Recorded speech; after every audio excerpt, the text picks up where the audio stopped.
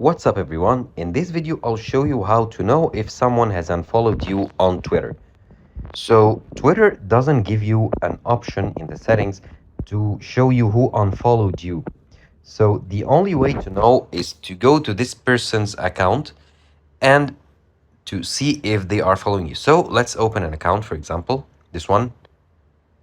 If this account follows you, you'll see an icon next to the photo that says following. So that's how you know that this account follows you. But as in this case here, it does not show that this account follows me. So that means the inspirational quotes account doesn't follow me.